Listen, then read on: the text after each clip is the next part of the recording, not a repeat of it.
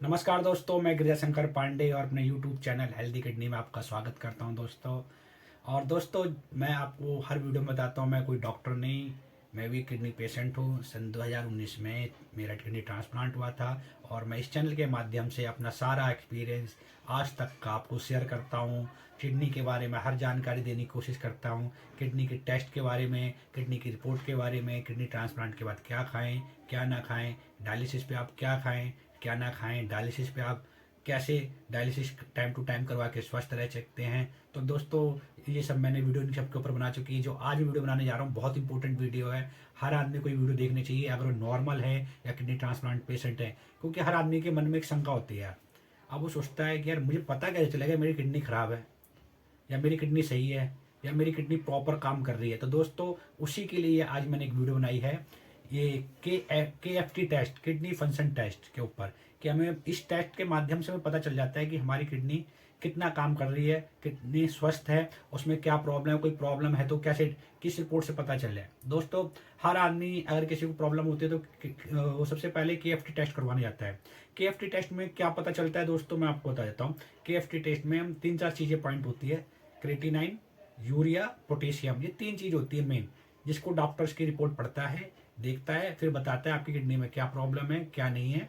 तो दोस्तों, आदमी जैसे टेस्ट करवा लिया, सपोज करो मैंने टेस्ट करवाया, शुरू शुरू में टेस्ट करवाया तो मैंने अपने दोस्तों को सेंड कर दिया जो भी किडनी पेशेंट है, डायलिसिस पे थे उस टाइम। मैं उनसे कहता देखो यार, मेरा क्रेटिनाइन 1.59 हो गया है, मेरा क्रेटिनाइन 6.2 आ गया इस रिपोर्ट में, 5.3 आ गया, क्या मेरी किडनी सही है, क्या मेरी किडनी खराब है।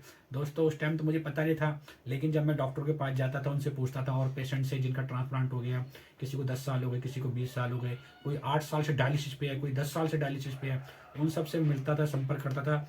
तब मुझे समझ में आता था हाँ यार, क्रेटिनाइन क्यों बढ़ता है। सबसे रीजन, मेन कारण तो ये क्रेटिनाइन होता क्या है, हमें तो ये नहीं पता था। लेकिन मुझे भी इसके बारे में जब जानकारी हुई, जब मैंने इसके बारे में पढ़ा, अध्ययन किया, लोगों से पूछा, जानकारी की। क्रेटिनाइन दोस्तों एक वेस्टेज होता है हमारी बॉडी का, और वो यूरिन के माध्यम से बाहर निकल जाता है। जब वो बढ़ जाता है तो क्रेटिनाइन की जो रिपोर्ट में आता है वो ज़्यादा आता है। अब अगर आपका नॉर्मल जो आदमी की रेंज होती है क्रेटिनाइन की 0.60 टू 1.4 तक की, अगर रेंज में आपका क्रेटिनाइन है तो समझ लो कोई प्रॉब्लम नहीं है, एक नॉर्मल रेंज है ये। और जो स्वस्थ आदमी होगा तो उसका क्रेटिनाइन तो दोस्तों 0.60 से 1.0 के बीच में रहेगा, क्योंकि उसकी 2 किडनी है और दोनों प्रॉपर तरीके से काम कर रही है। उसके इससे ऊपर तो जाएगा नहीं दोस्तों, थोड़ा बहुत ऊपर जाएगा, जैसे कि एज उसकी ज़्यादा हो गई है तब वो क्रेटिनाइन का लेवल थोड़ा ऊपर जाएगा। अगर आपका क्रेटिनाइन, आपने अभी थोड़ा प्रोटीन ज़्यादा खा लिया, थोड़ा जिम विम गए, मसल वसल्स की हार्ड वर्किंग एक्सरसाइज की और टेस्ट करवा लिया, तो आपका क्रेटिनाइन दोस्तों बढ़ा हुआ आएगा 100%। तो आपको घबराना नहीं है कि आपकी किडनी खराब होगी दोस्तों। उसके आगे और भी टेस्ट हैं और भी रिपोर्ट देखो ना, आप यूरिया देखो, पोटेशियम देखो, उसको चेक करो, जब पता चलेगा कि आपकी किडनी खराब है कि नहीं है। आप सिर्फ क्रेटिनाइन के टेस्ट के माध्यम से अपने आप को जज मत कर लेना कि मेरी किडनी खराब हो चुकी है। क्रेटिनाइन तो एक नॉर्मल टेस्ट है जो मैं तो हर स्वस्थ आदमी को KFT का टेस्ट साल में एक बार जरूर करवा लेना चाहिए दोस्तों। सरकारी लैब से करवाओ, प्राइवेट से करवाओ, कहीं से करवाओ, बहुत ज़रूरी टेस्ट है दोस्तों। हमें भी नहीं पता था हमारी किडनी खराब हो गई, जब हमें पता चला ये सब टेस्ट होते हैं, हमने भी नहीं करवाया कभी। डर लगता था यार इन्फेक्शन हो जाएगा, ये हो जाएगा, लेकिन दोस्तों ऐसा कुछ नहीं है। जानकारी नहीं थी हम लोगों को, जानकारी का अभाव था, जिसके कारण हमें किडनी ट्रांसप्लांट करवाना पड़ा। तो दोस्तों, आपके सामने ये नौबत ना आए, आप इस सिचुएशन में ना फंसे, इसीलिए मैं हमेशा से नई नई वीडियो बना रहा हूँ, उसकी जानकारी आपको दे रहा हूँ, मोटिवेट कर रहा हूँ। आप पॉजिटिव रहें, अगर आप डायलिसिस पे हैं तो भी आप पॉजिटिव रहें दोस्तों। डायलिसिस कोई बड़ी चीज़ नहीं है, जब तक आप डॉक्टर पर, भगवान पर भरोसा करोगे आपका कुछ नहीं हो पाएगा। सबसे पहले आपको अपने अंदर से स्ट्रांग होना चाहिए। अगर आप अपने अंदर से स्ट्रांग है, आप डायलिसिस पर आपका कुछ नहीं हो सकता। आप एकदम फिट हो गए, एक सोच लीजिए यार जो हो गया, आप डायलिसिस करवाएंगे, स्वस्थ रहेंगे। बस दोस्तों, ये रखना अपने माइंड में।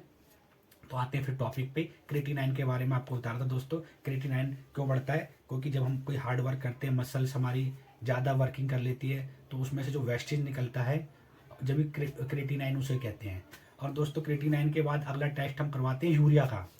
अब हमने यूरिया का टेस्ट करवाया है। यूरिया की जो रेंज है 13 से 15, वो 13 टू 45 ml/dl होता है, ये डेसीलीटर। तो दोस्तों, अगर आपका इसकी इस बीच की नॉर्मल रेंज है आपकी यूरिया की, तो समझ लो हाँ, आपको कोई प्रॉब्लम नहीं है। क्रेटिनाइन बढ़ा है थोड़ा बहुत तो वो तो सही हो जाएगा। अब तीसरा टेस्ट आता है दोस्तों पोटेशियम का। पोटेशियम का भी टेस्ट बहुत इंपॉर्टेंट है किडनी पेशेंट के लिए, क्योंकि दोस्तों पोटेशियम के बारे में बहुत ही कम लोग जानकारी है लोगों को कि पोटेशियम का टेस्ट क्यों किया जाता है, पोटेशियम से क्या होता है, पोटेशियम आखिर होता क्या है। पोटेशियम दोस्तों बहुत इंपॉर्टेंट है। जो पोटेशियम जो होती है हमारी मसल को पावर देती है। अगर हमारी मसल को पावर मिलेगी, स्ट्रांग रहेगी, तो हम सारा काम एनर्जी से कर सकते हैं। मतलब ये मान लीजिए हमारी बॉडी को जो एनर्जी देने वाली चीज़ है वो पोटेशियम है। अगर पोटेशियम की मात्रा ज़्यादा हो गई तो पोटेशियम की मात्रा ज़्यादा होगी, हमारी मसल्स कमज़ोर हो जाएगी, हमें वीकनेस आ जाएगी, कमजोरी आएगी, सुस्ती आएगी, स्वेलिंग आ जाएगी पैरों में। ये सब चैन है, पूरी एक चैन मान लो आप किडनी फंक्शन टेस्ट की। क्रिएटिनिन, यूरिया, पोटेशियम, ये सब एक चैन है। अगर आपकी तीनों की रिपोर्ट गड़बड़ आ रही है, सब बड़ी बड़ी आ रही है, तब समझ लीजिए आपकी किडनी में कुछ प्रॉब्लम है। तब आपको डॉक्टर ये रिपोर्ट देखने के बाद फिर आपको डॉक्टर दवाई देगा, मेडिसिन देगा। फिर आपको वो सब चीज़ें धीरे धीरे पता चलती जाएगी, हाँ ये सब चीज़ें से क्या होता है। स्टार्टिंग में किसी को नहीं पता चलता इन सब चीज़ों के बारे में। पोटेशियम का बहुत इंपॉर्टेंट रोल होता है दोस्तों। अगर आपकी मसल कमज़ोर होगी तो आपके हार्ट तक की प्रॉब्लम हो सकती है। पोटेशियम हार्ट से बहुत कनेक्ट रहता है, पोटेशियम की रिपोर्ट। क्योंकि मैंने एक केस में देखा था, मैं डॉक्टर के पास गया था, तो डॉक्टर वो आगे थे मेरे से, मैं उनके साइड में डॉक्टर के बाहर खड़ा हुआ था। डॉक्टर ने कहा तुम्हारा पोटेशियम बढ़ा हुआ है, तो मैं कोई प्रॉब्लम करके वो कह रहा था सर मेरे यहाँ हार्ट में प्रॉब्लम, दर्द होता है। तो डॉक्टर ने कहा पोटेशियम आपका बढ़ा हुआ है, इसकी वजह से हो रहा है, आप ये मेडिसिन लिया, अगर पोटेशियम कम होगा तो आपको ये प्रॉब्लम कम हो जाएगी।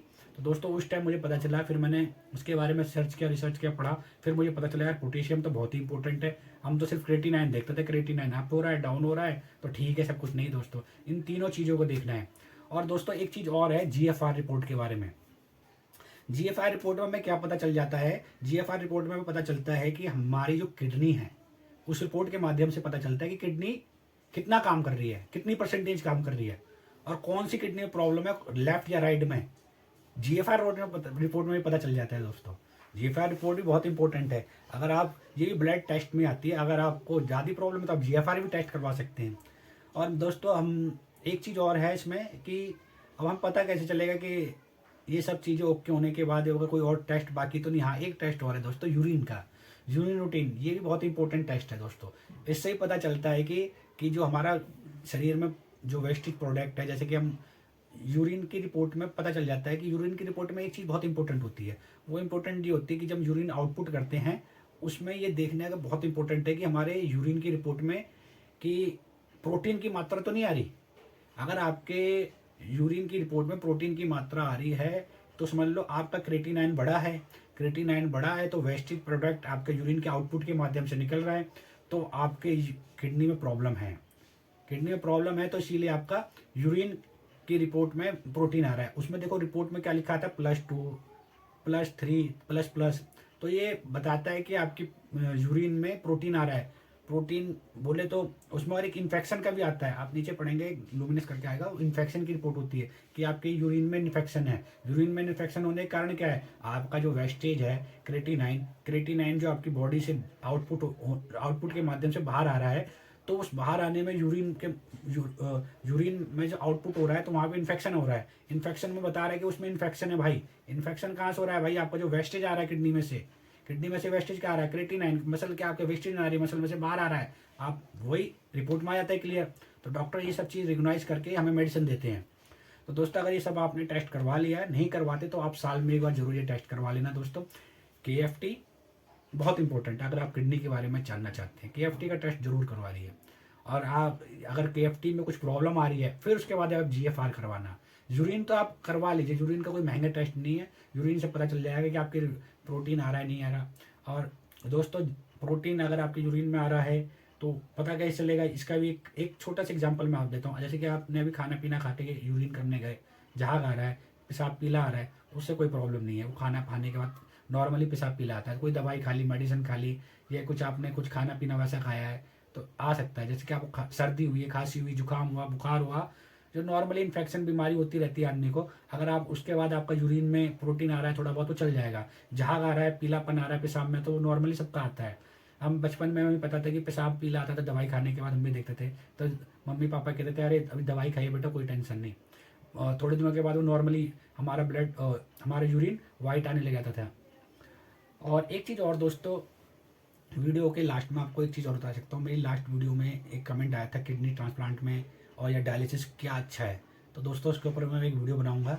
और एक खर्चे के ऊपर मेरे से किसी फ्रेंड ने पूछा था कि यार कितना खर्चा आता है इस पे, तो मैं ये खर्चा भी आपको दूंगा, बताऊंगा कि एस्टिमेट कितना होता है। और गवर्नमेंट की बहुत सी स्कीमें चलती हैं, आप उसका भी लाभ ले सकते हैं। किडनी ट्रांसप्लांट पे हो, करवाना चाहते हो, या डायलिसिस पे आप हो, तो ये सब वीडियो में अपनी नेक्स्ट वीडियो बनाऊंगा इसके ऊपर। क्योंकि यार मैं, मेरे पास जॉब नहीं है, मैं अपना छोटा मोटा काम करता हूँ, इसका मुझे समय नहीं मिल पाता। लेकिन जब भी मुझे समय मिलता है तो मैं आपके लिए कोई ना कोई एक नया टॉपिक ऐसा बनाता हूँ ताकि आपको कुछ जानकारी मिले और आप इस जानकारी को आगे तक पहुँचाएँ, आपको भी पता चल जाए। तो जो मैंने आज वीडियो बनाया हूँ KFT के ऊपर दोस्तों, आशा करता हूँ वो आपको बहुत अच्छी लगी होगी। अगर दोस्तों अच्छी लगी हो तो मेरे चैनल को सब्सक्राइब जरूर कर देना, और ज़्यादा से ज़्यादा किडनी पेशेंट और डायलिसिस पेशेंट और नॉर्मल आदमी को भी वीडियो भेज देना। क्योंकि आज मैंने KFT के बारे में बताया, वो भी अपनी जानकारी, मैं कोई डॉक्टर नहीं हूँ, हमेशा बताता हूँ दोस्तों, मैं भी ट्रांसप्लांट पेशेंट हूँ। 2019 में ट्रांसप्लांट हुआ था, जानकारी ली, लोगों से मिला जुला, तो आप तक के लिए वीडियो बनाता हूँ। आज के लिए बस इतना ही दोस्तों। जय हिंद, जय भारत।